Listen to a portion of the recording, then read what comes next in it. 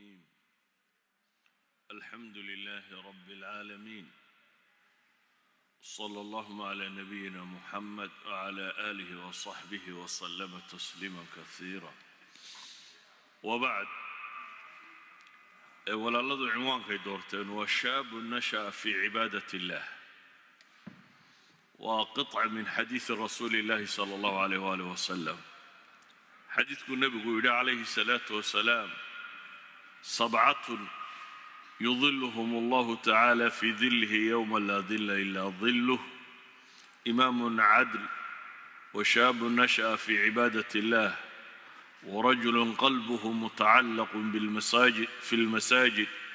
ورجلان تحابا في الله اجتمعا عليه وتفرقا عليه ورجل دعته امرأة ذات منصب وجمال فقال إني أخاف الله ورجل تصدق بصدقة فأخفاها حتى لا تعلم شماله ما تنفق يمينه ورجل ذكر الله خاليا ففاضت عيناه متفق عليه. حديث النبي عليه الصلاة والسلام وتلمامية تضبقف ومالنت قيامها بدبادية ربط قيامها كبدبادية مالنت قيامه ومالن دير سيدا نصوص القرآن كي تلمام يسو 50,000 سنة يا ميلة تاقنانية كنت نكون أصلا ضدك الله حسابنا أيو ومالن دبضا ومالن دتك هوري iyo dadkii damaba khalqiga aadam ilaa iyo ka u dambeeya la isu wada keenayo si liyajzi alladina asaa'u bima amilu wa yajzi alladina ahsanu bil husna si looga abaal mariyo kuwii xumaha sameeyayna waxay galbadeen kuwii wanaagga sameeyayna loogu abaal mariyo wanaag wa maalin ilaahay ina faray inaynu u diyaar garowno yaa ayuha annaasu taquu rabbakum إن زلزلة الساعة شيء عظيم يوم ترونها تذهل كل مرضعة عما أرضعت وتضع كل ذات حمل حملها وترى الناس سكارى وما هم بسكارى ولكن عذاب الله شديد وما لن إلهي كنت الماميو جلجلا كيدو ينو أدقيهي إذن مالن تاس ومالن داليردو غبودو إلهي بالقرآن كوحكوله فكيف تتقون إن كفرتم يوما يجعل الولدان شيبا حيدي يلي با إلهي لي هذا كعب سويدان يعني هذا كقالودان مالن عرورته أي عفرالا نقطه هول كي يدبت تاغن ومالون النبي عليه الصلاة والسلام كنت المامي حديثك صحيح مسلم كويا الله إن عد عيدا لسود وين دونه إلى يقدر ميل أود دو أيمن دونته دبتنا عديدا لسود وين دونه كمقدار ميل وحاو النبي كنت المامي يددكو انت يديدان أي يديد كود دولك قلي دونه dadka qaar baa dhididkoodu canqawiyada u joogsanaya daad kugu noqonaya qaar buu lawiyada soo gaadhaya qaar buu nabigu tilmaamay calayhi salaatu wasalaam inuu garabkiisa gaadhi doono qaar baa lagu tilmaamay inuu guntigiisa gaadhi doono idan qaarna wuu hafin doonaa baa la yidhi waa maalinta kulaylku uu keensanaya waxaa soo dhidida waxaana diidaysaa calaa qadri dambik sidaad u dambaabtay hadba intay leeg tahay xataa nabigu calayhi salaatu wasalaam xadiis kale saxiixayn ku yaalla wuxuu tilmaamayaa dhididkaagu inuu 70 baac 70 diraac dhudhun inuu dhulka hooska u geli doono qaarkoodna dadka inuu ilaa dhagaha gaadhi doono إذن مالنتا سيدا وهولك إيا الرباطة إيا مشاكلك بدن له دادكو حرادين دونا من ملجأ مال لغو قبضه وحو بنادم كون رادعين دونا وروح الله هرسدا مجران hadhna maalintaa waxaa jira la leeyahay carsha raxmaan faqad dabeetana nebigu calayhi salaatu wasalaam wuxuu leeyahay maalintaa dadku kadeedku ku sugan yahay dadka maantaa hadhsan doona waxaa ka mida buu nebigu yidhi 7 dadka maantaa dhibta intaa le ka bixi doona iyagu hoos qabow fadhiyi doona ee cadceeddaa soo dhowaatay ee dadku dhididku halkaa marayo iyaga ilaahay ka badbaadinayo 7 qof baa ka mida buu nebigu yidhi calayhi salaatu wasalaam 7dan waxaa ka mid ah imaam cadaalad sameeyey imaamku waa maamul ummad ninkii maamulayay ee ummaddaasi cadaalad kula dhaqmay ummad ciidu cadaalad samaysay waa camal aad u weyn waxaa kaloo ka mid oo ninkaa la daba dhigo oo nebigu sheegaya calayhi salaatu wasalaam nin dhallinyaro ah oo ku barbaaray amase ku kobcay ama ku koray ilaahay cibaadadiisa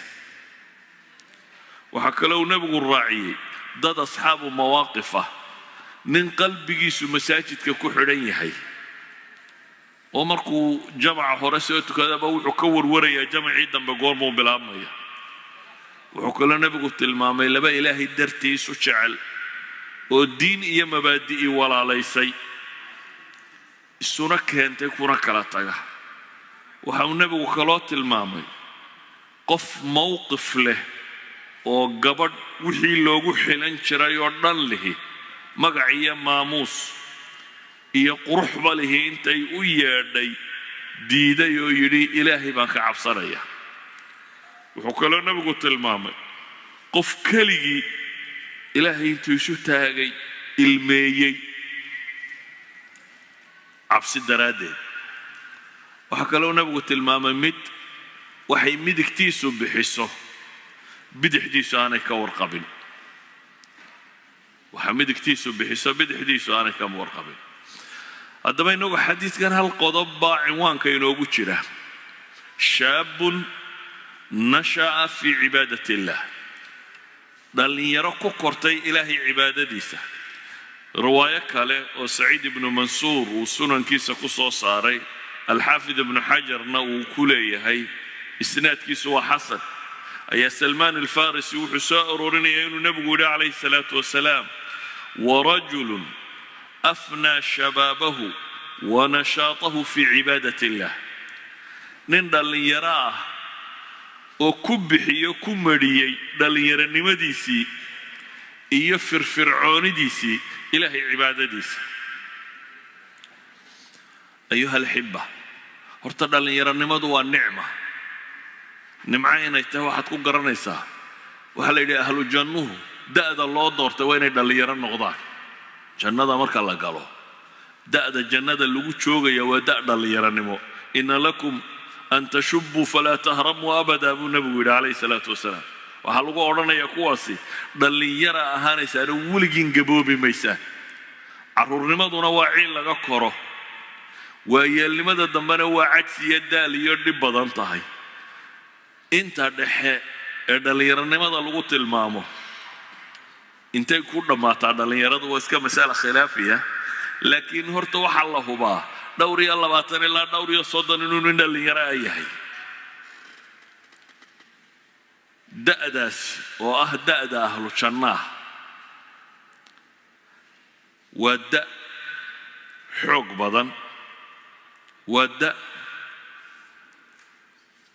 marka uu fakaraya ra'yigiisa caadiga geeridu ay la fogtay ninka weyne hadduu in yar yar xanuunsado wuxuu is yidhaahdaa wartalow matii ay kaaga dhammaanaysayba laakiin ninka dhallinyarada ahi wuxuu iska rumaysay inuu berri ka kacayo ninka da'da ahi dhakhtarka markuu tago ballanku ma dhammaado 3 bilood dambe ilaa lama bogsadaba mar haddaad daayaa qaar gaadho soo noqodaasuma iskaga jiraysa ninka dhallinyaradii laakiin wuxuu rumaysan yahay hadduu 2 goor ku noqdo kara dhakhtarba maaha waayo wuxuu rajaynayaa markiiba inuu isagu fidh yidhaahdo oo boodo marka waa nin amalku nolosha ka qabaa dheer yahay dhallinyaradu waa nimay geeridu la durugsan tahay ninka dhallinyarada ahi waa nin muqriyaadku waxyaabaha bini aadamka lumiya ay ku xeeran yihiin siiba casriga kan ninka dhallinyaradii inta badan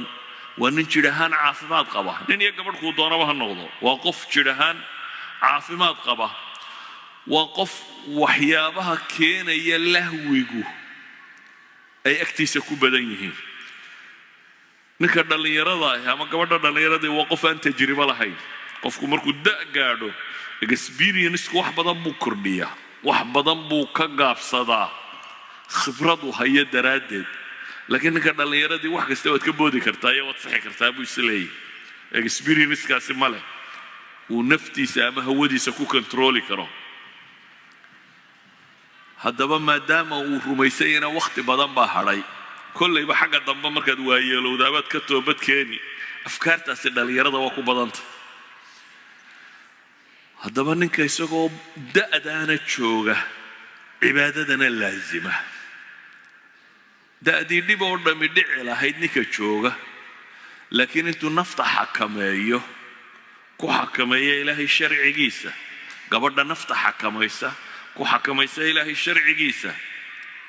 ee ka xoog bata shahawaadkiisa iyo naftu waxay doonayso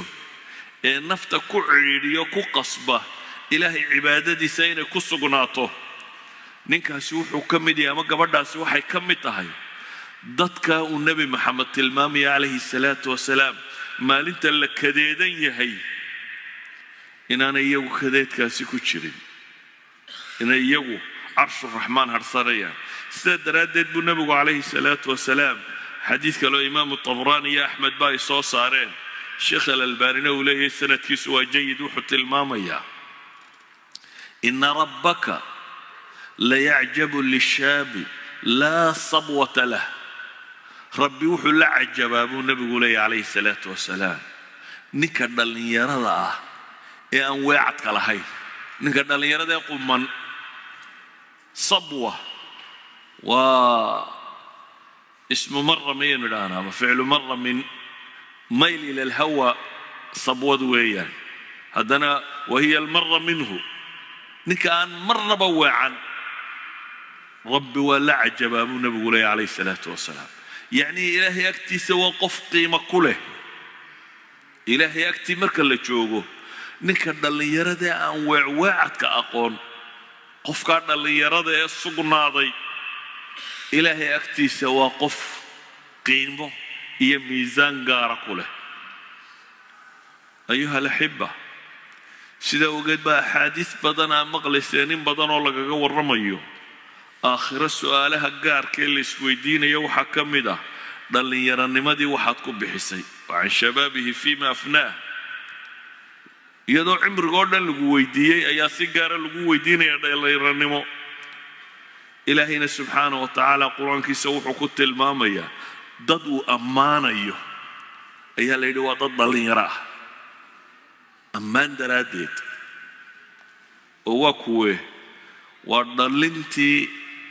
qusuurta kuhuufta ka dooratay guryaha boqortooyada ayay ka baxeenoo waxay doorteen inay god ku noolaadaan liajli inay ilaahaytiisa ilaaliyaan inay cibaadadoodu saxnaato waa suuradda aynu maalin kasta oo jimco akhrino waxaa la rabaa in layna xasuusiyo dadka kan iyo ficladoodii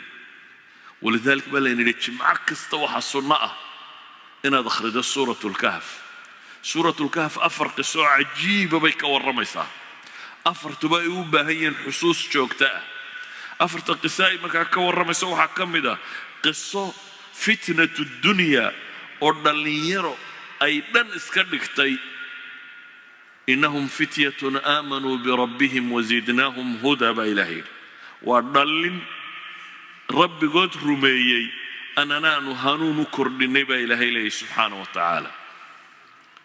sidaa awgeed ayuu nebigu calayhi salaatu wasalaam wuxuu ku boorinayaa dhallinyaronimadu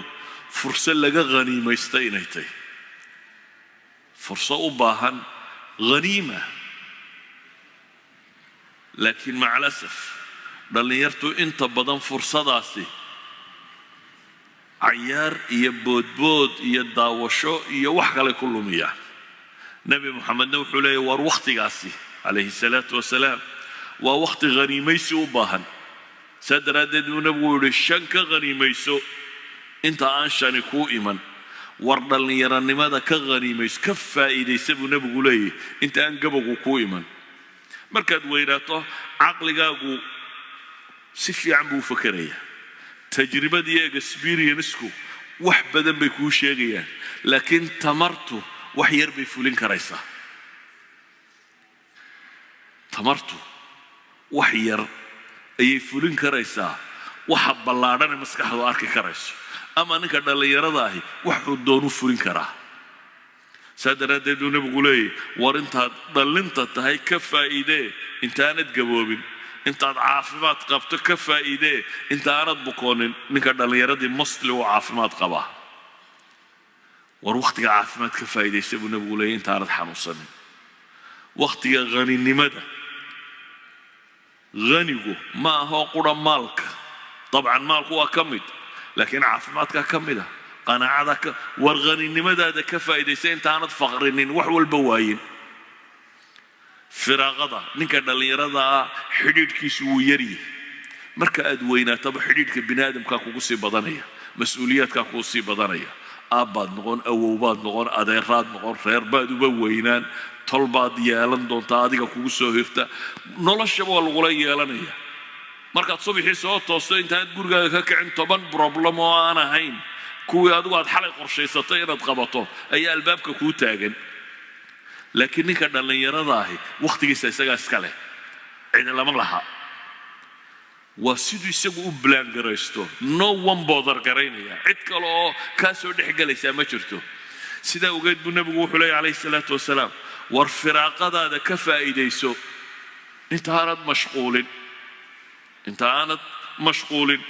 nolosha ka faa'iidaysa buu nebigu yidhi intaanad geeriyoonin xadiidka imaam alxaakim baa warinaya iyo bayhaqi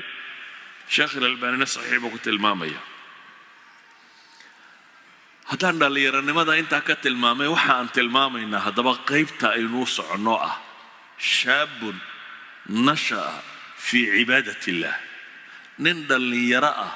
oo ku barbaaray amase ku koray amase ku kacaamay ilaahay subxaana wa tacaala cibaadadiisa cibaadadaynu ka rabnaa dhallinyaradu waa maxay ma masaajidka fadhfadhiyaba ma waxaynu rabnaa dhallinyaradu intay masaajidda gasho inaanay ka soo bixin maya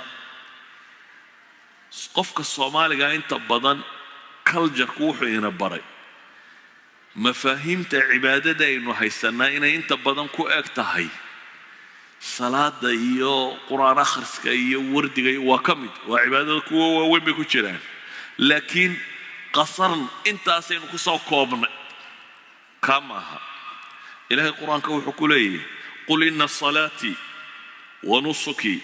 wa mahyaaya wa mamati lillahi rabbil alamin la sharika lah وبذلك أمرت وأنا أول المسلمين نبي محمد بقى إلهي وحكوله عليه الصلاة والسلام وحط الأهضاء أنا الصلاة ضيد وعبادة محضة نص قيب قورعة أما عبادات كورنبا نور الشيدة محيايا نور الشيدة دمانتي جيري ديدة وحنور ديمانية وحنفطو بحنا يبا دمانتو دي إلهي باسكاله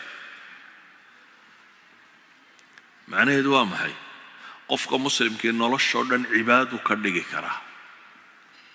hadduu xagga alle ula qastiyo hadduu wixii inxiraafa wixii qallooc iyo dembiya ka ilaaliyo inta kalena uu niyasan kula yimaado waa cibaada noloshaydiiyo wuxoo dhan cidna laa shariika lahu wabidalika umirtu waana min almuslimiin waana awalu lmuslimiin عدنا إله لو ذاكين مايو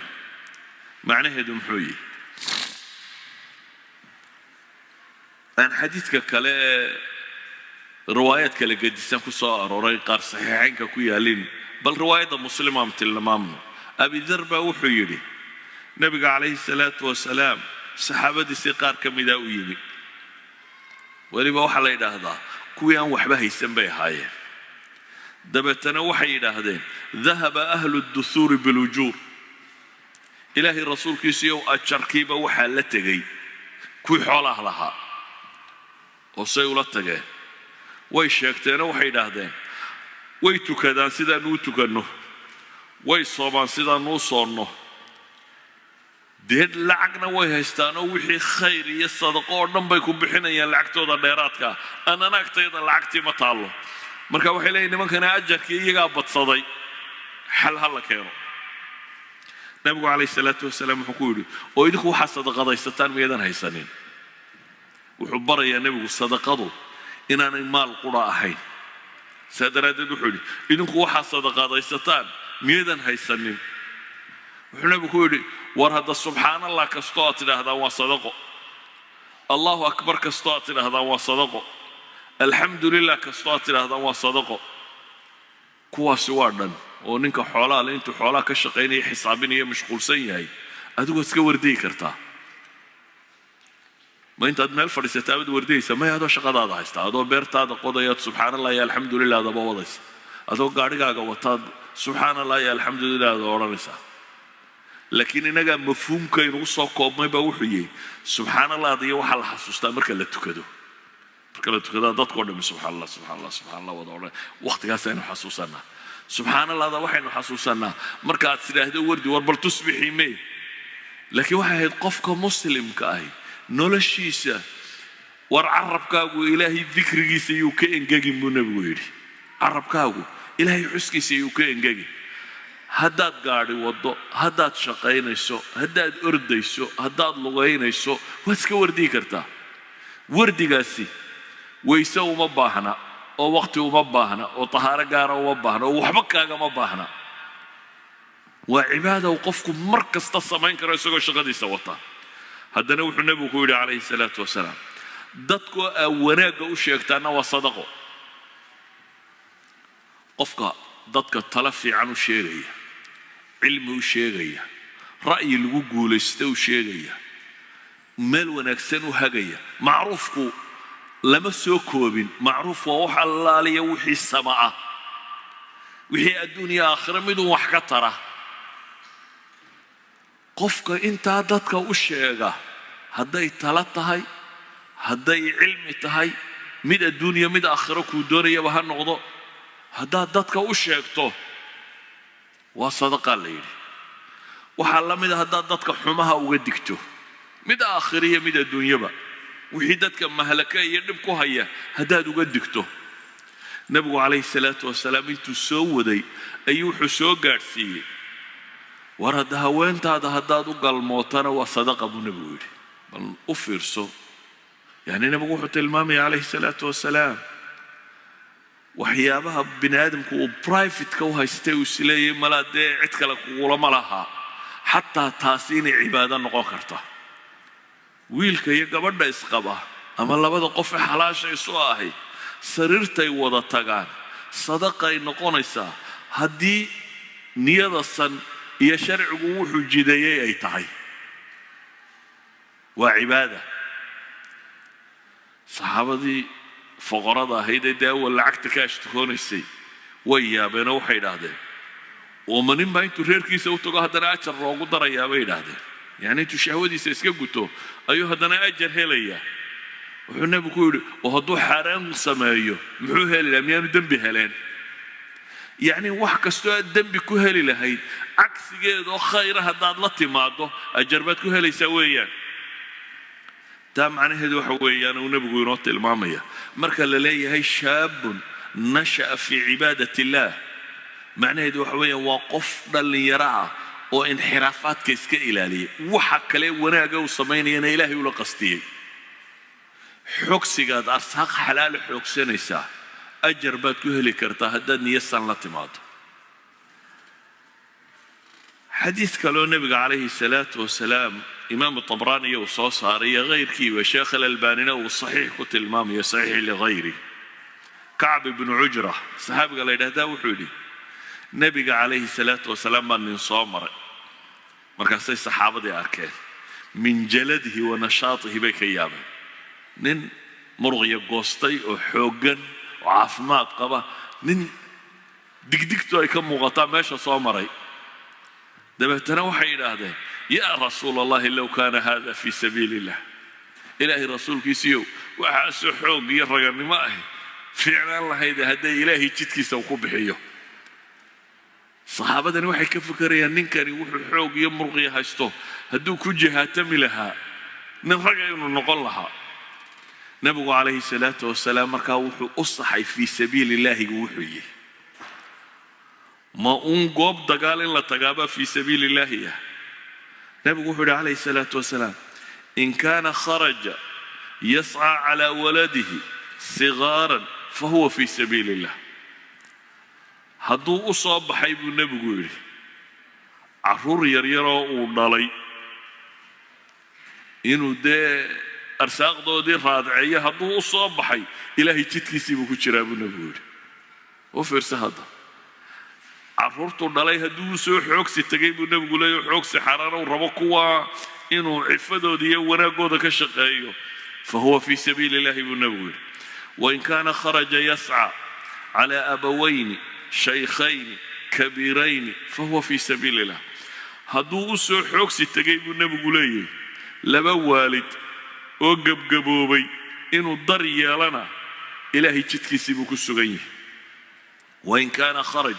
yascaa calaa nafsihi yacifuha fahuwa fii sabiili illah. war hadduu soo baxay buu nebigu yidhi cidna korin maayo tiisuu korinayaa naftiisa inuu ka ilaaliyo xumaha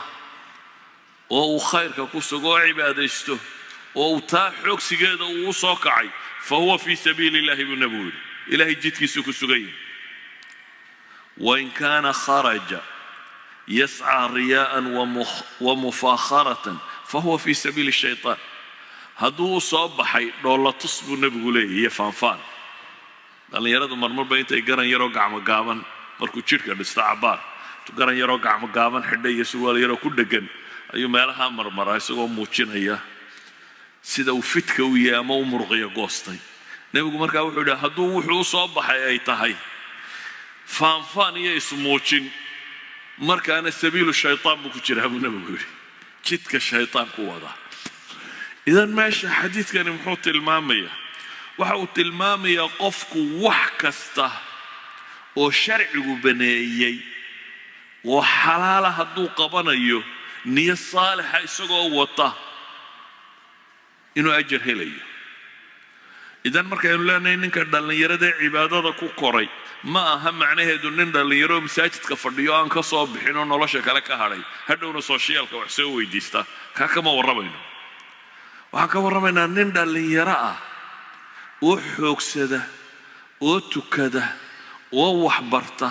oo waalidkii u khidmeeya oo nolosha wuxuu qaban karoo dhan qabta oo dadka hanuuniya oo khayrka horseeda oo ka shaqeeya wixii wanaaga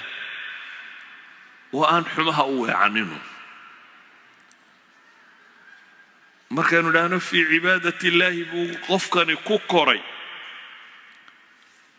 waxaan leenahay waa qof nolosha adduun effective ku ah waxqabad ku leh activity leh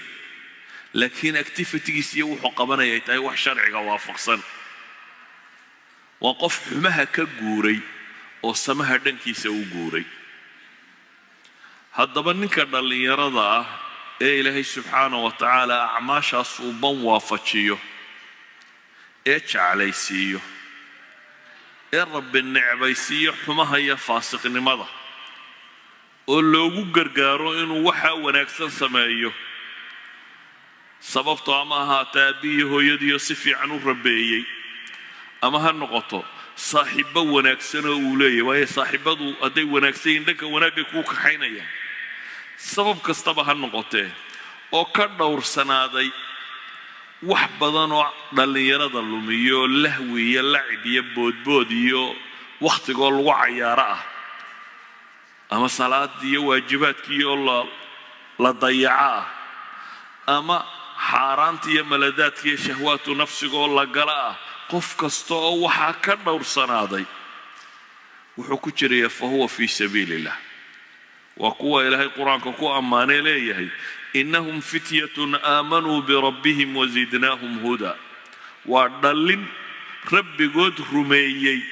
annana hanuun aanuu kordhinay baa ilaahay leeyahay. dhallintani wuxuunbay go'aansadeen inxiraafka iyo gaalnimada inay ka tagaan dabeetana ilaahay subxaanahu wa tacaala ayaa wihiiliyey. haddaba markaynu dhahno qofka fii sabiili ilaahiga ninka dhallinyaradee ku jira, ninka dhallinyaradee muslimka ee askariga ee dalka iyo dadka iyo ummadda difaacaya ee ilaahay dartii u difaacaya, fahuwa fii sabiili illah. ninka dhallinyarada ee taajirka ee baaca mushtarka ee xalaal xoogsanaya xaaraan ka durkaya, fahuwa fii sabiili illah. ninka dhallinyarada ee beeralayda ee beertiisa qodanaya ee xalaal risqa raadinaya, fahuwa fii sabiili illah. ninka dhallinyarada ee dhakhtare ummadda daweynaya waxtaraya ee ilaahay dartii u samaynaya, fahuwa fii sabiili illah. ninka dhallinyarada ee muhandiska ee camaa'irta dadku ku noolaanaya iyo nolosha wixii fududaydin lahaa dhisaya dhisma ka shaqaynaya, fahuwa fii sabiili illah. ninka dhallinyarada ee dadku wixii ay u baahnaayeen masaanic iyo factoriska warshada uga shaqaynaya, fahuwa fii sabiili illah. waxay leenahay qof kasta oo xooggiisa iyo carabkiisa iyo qalbigiisa khayr ku wada, waayo acmaasha aynu qabanaa waa intaa mid uun. imaa inay tahay camal qalbiya, waxa la rumaynayo, cidda la tala saaranayo,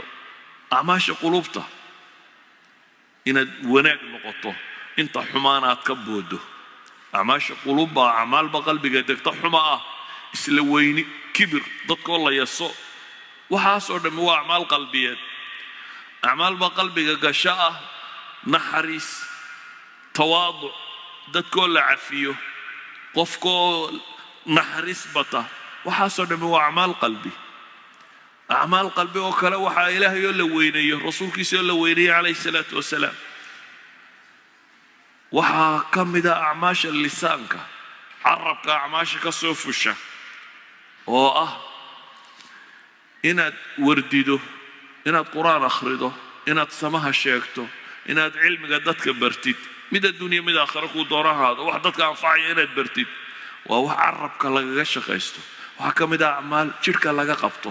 salaad la tukado, jihaad la galo, acmaasha jidhka laga sameeyo o dhan. waxaa ka mid ah acmaal maalka gasha, xoolo la sadaqeeyo, lala baxo, ilaahay dartii loola baxo.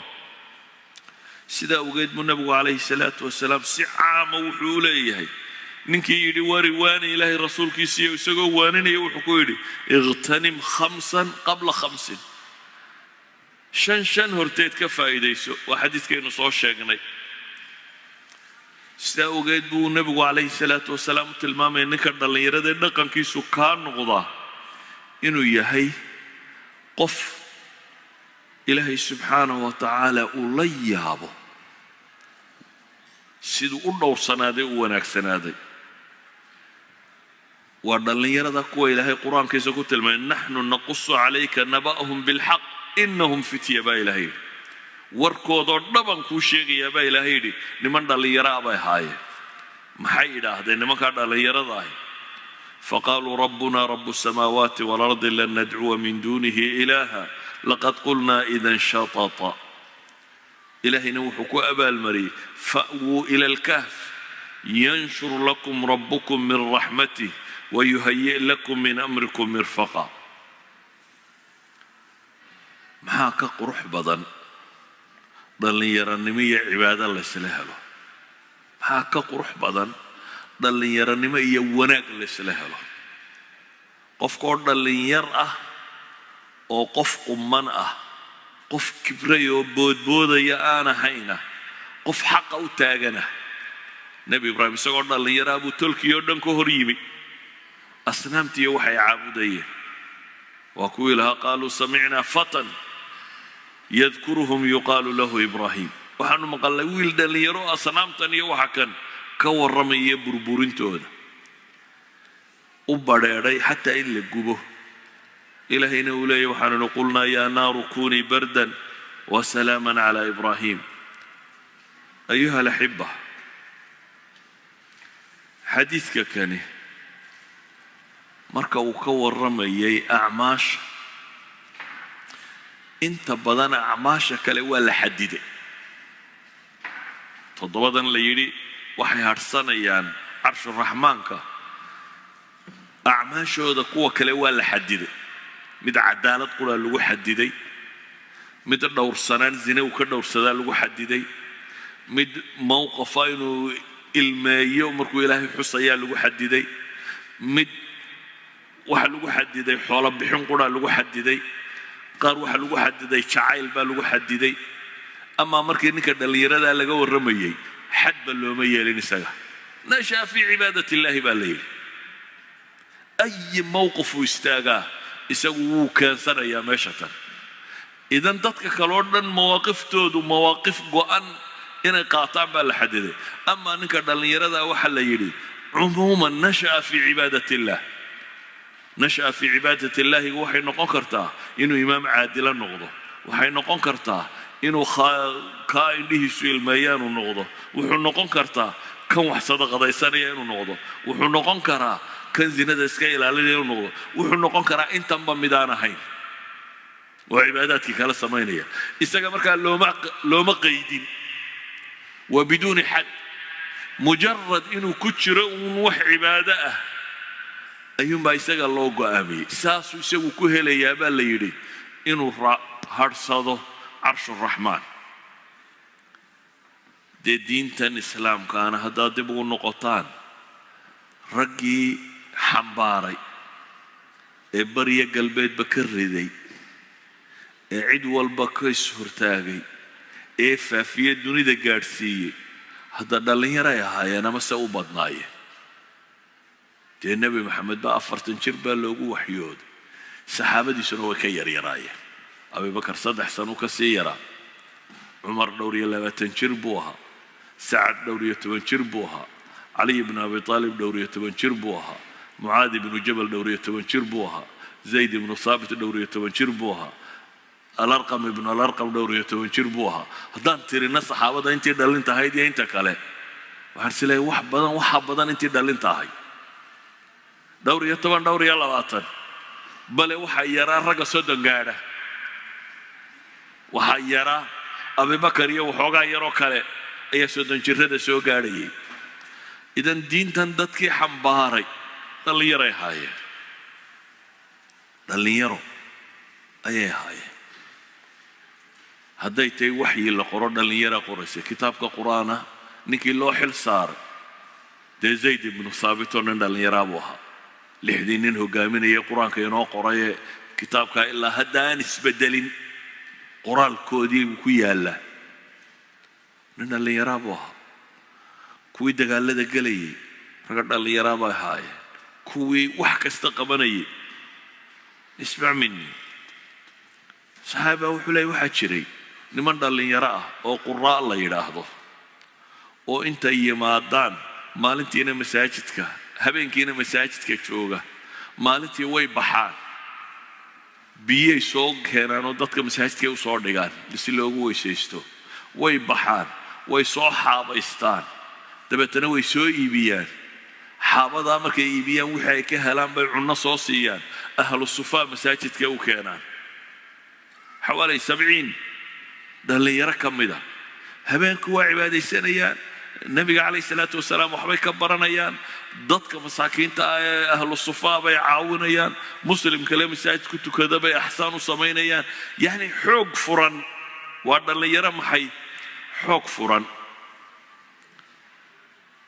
وهاي مواطنتي النبي عليه الصلاة والسلام واشتاقي يردمي ركي دين السعودية ده اللي يرى عباد الله محي هاي ابن عباس ابن عمر عبد الله بن عمر لن يروا ابن عمر واكله كنا في زمن رسول الله صلى الله عليه وسلم ننام في المسجد ونقيل فيه ونحن الشباب أنا أقول لن يرى بأنه ينو قريبين أنا إلى هنا مساجد كسيحن شرين بطلمامية ابن عمر مساجد كانوا ينو سيحن شرين لي وأقوال قلت المامية شباب من الأنصار تضباطنا هي والقراء لورن شري إني مساجد كشوق شرين oo maalintiina ay shaqooyinka qaban jireen habeenkiina ay nimanka cibaadaysta ahaan jireen dadkana taageeray ahaayeen idan dhalinyaradu laba cilo ay leedo labadaas aan idinka digaya ku gabagabeynaya laba cilo ayaa jira laba xanuun oo u baahan yihiin dadka dhalinyarada inay iska ilaaliyaan xanuun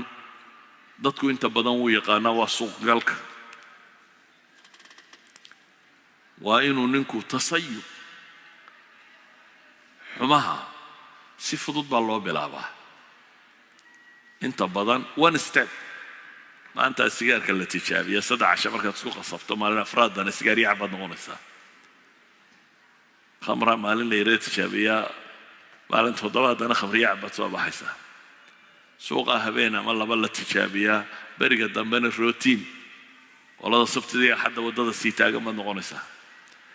إذن كاسوا انحراف وتصيب وين الترين ككرد عضو هذا سيدا وقرد عضنا وحا أدق إنها تصور نغط بل وحا لغا يبا آخرية دون بينات بعضه كا انت بدن دكو اسكوانية بدنك كلابا يسنجره دلن يردو مركي عبادة قبصدان أي قمانان قبصدان وحابون يغنى إن لهاقو أن لسيدينين إن لهاقو وأن لسيدينين قارب حاجة كلاو قدعه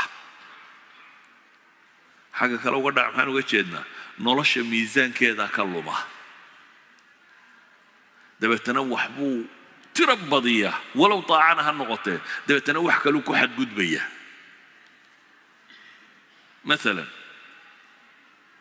عبد الله بن عمرو بن عاص به وجوري سواء اللي يراه مركي له جوري ninkan wuxuu ahaa nin quraan akhris badan oo soom badan habeenkiina uu taagayo quraan uu akhriyaa maalintiina salaad uu habeenkiina quraan iyo salaad buu wadaa maalintiina waa sooman yahay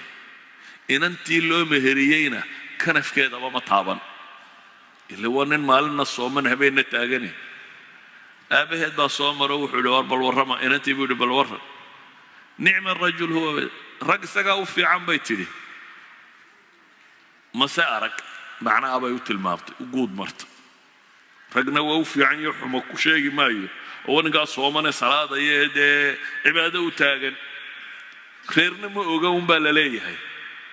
تبتنا النبي وشان النبي عليه الصلاة والسلام وشيار على لسانة قوة صح معها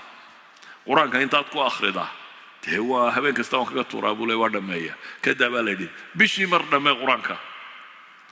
markaas uu yiri maya waan ku xoog badnay iida ilaahay rasuulkiisa iyo xoogayga ka faa'iideystay hadaa dhowr iyo tobanka casho dhamay baa leeyahay ma ilaahay rasuulkiisa iyo iida waa xoog badnay ka faa'iideystay toddobaadkii mar dhamay ma waa xoog badnay ka faa'iideysto war mar saddexdii casho mar dhamay baa leeyahay ma waan xoog bad war halka laba dhaafo buu ku yiri saddex casho laba dhaafay ka joog waxa lagu yiri war maanan sooma waanan afuraa dan waxa loo tilmaamay right way-ga isagoo soon iyo salaad iyo quraan akhris ku jira waxa loo sheegaya xuquuq kale inay luntay ma ha soon iyo salaad inay xuquuqda kale lumiso Salman al-Farisi ayaa ninkii la walaaleeyay Abu Darda Abu Ayyub al-Ansari si Abu Darda ayuu la seexday habeen buu yimi dabeetana waxaa arkay xaaskiisiiyo Mariya iska kuwii lagu shaqayn jiray iska sidata dee gabadh la qabo baan u ekayn maxaa dhacay buu yidhi waxay tiri walaalka adduunyadan kama leh aakhiru ku mashquulsan iyo meel kale habeenkii wala seexdo in yarba markii la jiifuu soo booday saxaabigii dabeetana salaad buu sii xidho war seexabu ku yidhi salaad leeyna iska seexo وكعلي أبان مركي لا تشوفوا سوبود وارساحة بكوير وساحي قردم به أيوة كعمك ما لا تكاد تبي تروح كل ورد جيسو نفط دور حق بيك وقولاته إذا كم ورد هبين ورد سوتشي ده هبين كي نفط والراحة إن إلهي عابد نفط حق بيك وقولاته إلهينا حق بك وقولي فريرك أقول حق بيك وقولي يموت الماء وحن وحقوق مدول بلغارها بين الجود بيسو صبحي بالله شيء النبي عليه الصلاة والسلام سلمان رمبو شيء يقولي سيدا وسلمان شيء صحة وحنو قدر لي ضل يرد حق عبادة تمادانا تطرف كان يكون دعاء إنه إذا أنا وتعليم تمام مسكديني وحبرا مايو أمين لو حوكس تجمعيو ناقة قوما مالها المرمرة ما حد قوان دبتنا سوشيال كات بريسا دبتنا مسات كات نحفر ليسا هذا ليس بدين وحصح معها وصح معها عبادة يسو صح صلاة هذا إلى شو صوم كاغا إلى شو بين هالشيء فرون الشيء عبادة يسو لكن الله شيء أكتف تيجي أنا وعبادك لك قيب قاضو والدك وصبفل مجتمعك وصبفل ضدك وحقبه إذا وحنا لنا كسو كوبيا وقتك جواز كنا بعد ما في ليايه شاب نشأ في عبادة الله با أمانا لكن لبدا تطرف من الدين تكون أمانا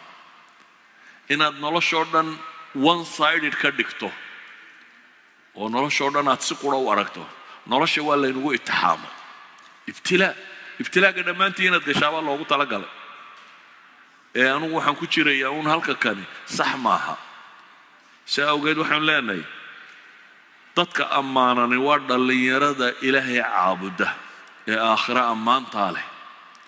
cibaadadoodaasi dadka kale toddobada mawaaqif baa loo sugayay iyaga mowqif gaar ah looma sugan cibaadadooda mutlaq baa laga dhigay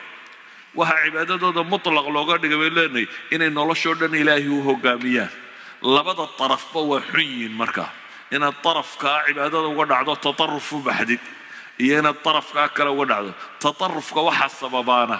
qofka dhalinyarada isagu iscajabiyo isku filaada oo aan weydiinin dadka ahlu cilmiga aqoonta dhaame agtiisa jooga aan wax weydiin way hagi lahaayeen waxa sax ah sallallahu alayhi wa sallam wa alihi wa sahbihi wa sallam walhamdulillahi rabbil alamin